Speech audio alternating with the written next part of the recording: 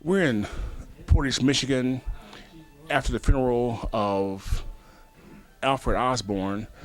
Now, what were you to Ozzie? I'm his oldest female niece, And you're from where? New York City. You know, I noticed that when I was listening to different speakers talk about him, they were talking about his sense of racial identity. What made him so positively black oriented? Well, he was outspoken. His mother, which I found out from my father's mother, she said to me one day, there was a woman who would march up and down 145th Street. She would be preaching, fighting for people's rights, a community activist. I said, yeah, and she said, you know who that was? I said, no. She said, that was your grandmother. So I believe he got it from his family background. My grandmother was a fighter for people's rights, supportive of the community, gathered people together to help one another. So maybe he got it from his parents. Where did you get it from? Well, I'm coming from an era that I am pro people. I'm a volunteer with everything. And I think maybe it's inbred. Maybe it's inbred. Maybe it's something that some people just feel they must do. They must get out there. They must fight for the right to vote. They must support people. They must help people. You said a whole lot just right there. A lot of people are saying things like, you know, in fact, the more that you talk about your ethnic pride, you start being accused of being anti-white, or you start speaking up in any kind of a way for black lives or black anything. You get accused of being of not liking white people or not liking others, and a lot of times people just can't see that you just have a love for black people. What is at the heart of that confusion? I think people are, especially people who are not people of color, feel threatened. And my feelings toward Trump's election is they want things as they were.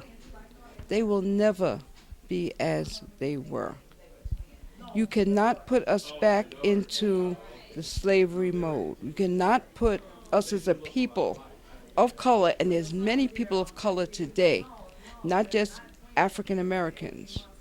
They lump everybody in there, the whole Hispanic group, African Americans, Africans who have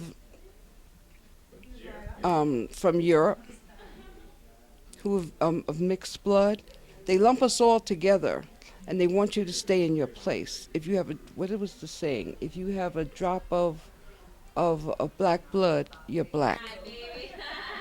So, right there, no matter what the color of your skin, you're still black. So when you say that, Black Lives Matter, people of color matter, we are intelligent, adaptive peoples. They brought us here thinking we were inferior. But look, doctors, lawyers, Indian chiefs, inventors. We were just talking about all the things that people of color have invented that other peoples have taken the credit for because you're my slave, so I own anything that you invent. And why did we invent things? Key thing is, make our lives easier.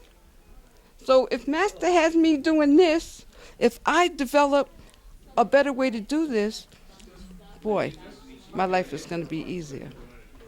So, okay, now that was then. How do you take that same mindset, and that same mindset doesn't seem to be prevalent in today's people? You're right. I don't know. You find that Young people, I don't want to hear that.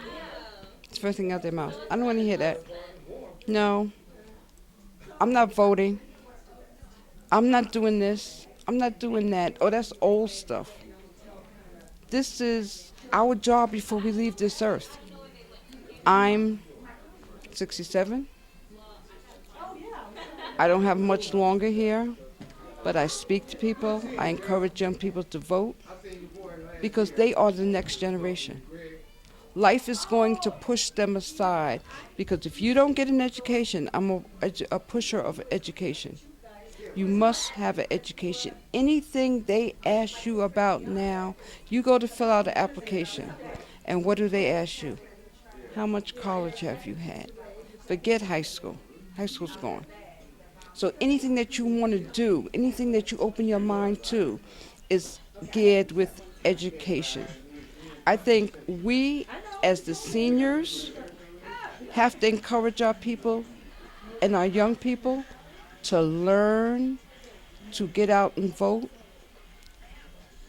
The vote that just happened with Trump being elected shows the mindset of America.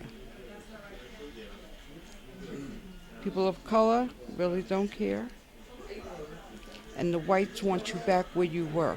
It is impossible for us to go back to slavery. It's not impossible for us to go through another Jim Crow era. I don't know. Do you see that? Yes, but as you're talking, I'm just thinking here. But with your lineage being such that it is, perhaps inside of you, you have certain inhibitors that refute that BS. To where you know better, and that you're going to do these things to stay above and still progress. But other family lineages that aren't as weak, they assimilate, and as a matter of fact, in Nigeria, Jamaica, and other countries, one of the leading products that's being sold right now is skin whitener, and blacks are doing commercials on how you use these bleaching creams. Now, when you go that far, what do you, something has gone wrong someplace, and this is today. That's today. You know what? I'm at a loss for that. Because the pride of not being black or white is being self. Whatever I am proud of me. When do we reinstate self-pride? Not the color of your skin, but who you are. What you can do for society. The smallest thing. The biggest thing. But to whiten your skin and that's going to change your life? I'm like lost, even with that statement. Where's your self-pride? If you came out green, this is me. This is me. I want to be accepted for who I am. And this is me. I feel like, again, that we, the people with the knowledge of our history, should share our history. We need to share our history with the young people. We need to encourage our people to come out and vote. I'm going to tell you what's shocking to me. Black Lives Matter in New York. When you saw those people falling out in Macy's and Gimbels on the main streets, you know what color they were? They were white people. So a handful of blacks here and there. But I can't speak about anybody else but New York because that's all I know.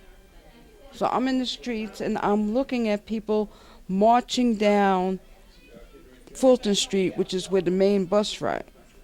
And I'm seeing a sea of white people. So they see, the majority of the younger white people, children, college age, they see something that's wrong. I heard you talking to my son, and you were saying, the debate, and that's what they do. They debate with each other. They have conversations, and things come up. You have to be open-minded for the debate and open-minded for change, and a fair change. And I think that's the most important thing: a fair change, open-mindedness. But let's be honest, this Trump era is going to be a hard error on any nationality that is not white. And I mean pure white. Not your skin is light, your nationality is not Caucasian. He has put into place a set of people. Look at his cabinet. His cabinet is full of people who want a status quo of rich, powerful, and you stay in your place. They want to cut minimum wage. That's another way of slavery. But people are saying, just wait, give them a chance, because just because those people had that kind of a background in the past does not mean that they're going to be that way when they get in office. And to that, you're going to say what? Give me a break. Let's be realistic. Okay? Let's look at the first thing the Republican Congress wanted to do. Take away all control over them. Their ethics committee, board, whatever you want to call it. And, okay, our president-elect said, you can't find something better to do? So what's the next thing? They're going to cut health care. Rich people do not care about health care. They can buy any health care they want. Poor people, they're going to get health care, or they're going to die. It's the middle-class workers that are going to suffer through this whole thing.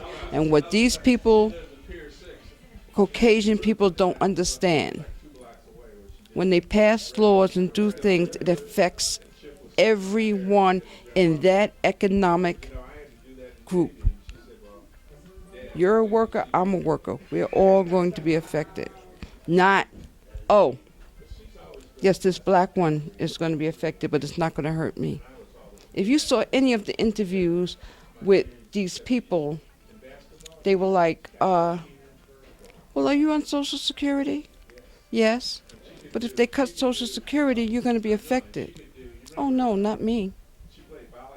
No, they're going to be affected. They're going to take away their Medicare.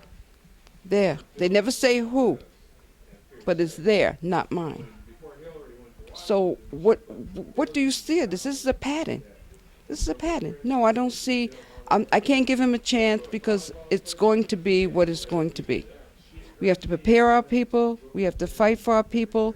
I don't know if you know that the Supreme Court, Scalia, the unions were getting ready to be crushed when he died. When he died, they put it on hold. When Trump makes that first appointee, we unions are going to be dead all over this country. And people are really not talking about it. They really don't care because they feel most people, especially below the Mason-Dixon line, they are working at the mercy of their employer. It's the right to work. We'll pay you what we want to pay you. There's no minimum wage. That's what they want to do to this whole country. And we have to wait and see. We have to wait and see.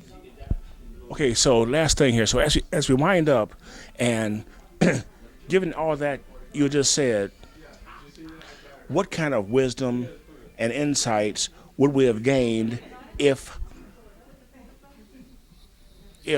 Alfred Osborne were to answer that question? What was it about his life that would have a good answer for that? How would he approach it? I think Uncle Ozzie would have said, oh, we have to get out there and vote. We have to strengthen our young people and make them understand their history and how important they are and not dismiss it, and that black lives do matter.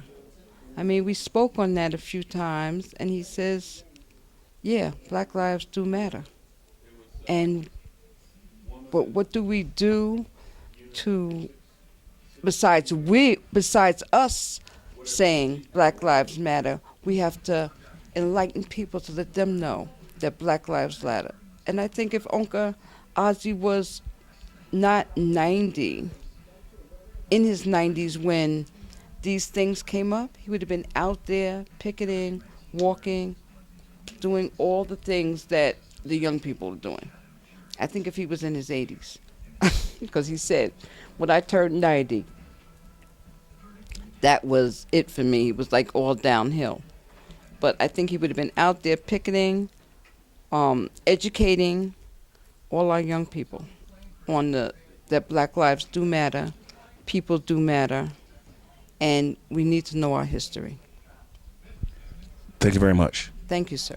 It's a pleasure. It is truly a pleasure.